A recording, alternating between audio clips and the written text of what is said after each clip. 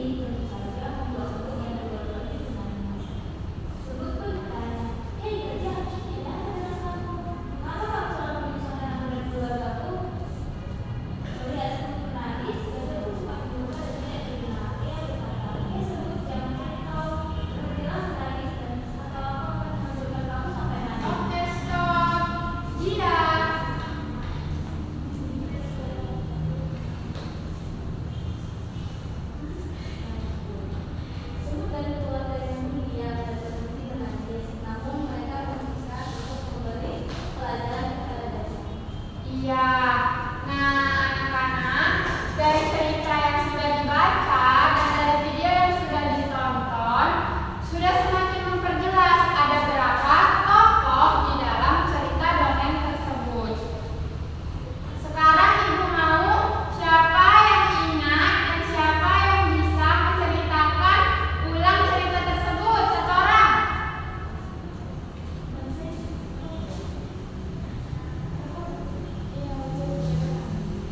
Saya Bu. Iya, Ibu dia ceritakan dengan bahasa sendiri ya. Saya Bu. Satu-satu ya, dia dulu. Iya, kenapa?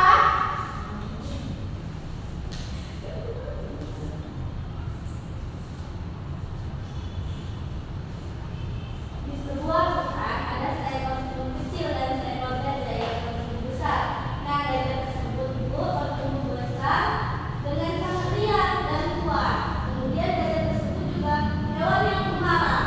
Karena merasa badannya besar, ia juga meremehkan hewan lainnya. Terus semut kecil pun tak luput menjadi incaran gajah untuk diremehkan. Setiap kali gajah bertemu dengan semut di jalan, gajah selalu mengganggu semut dan keluarganya.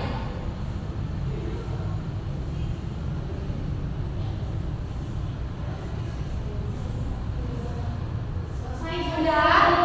Ya, ada lagi yang bisa menceritakannya ulang? Cynthia tadi mau? Sudah? Ya.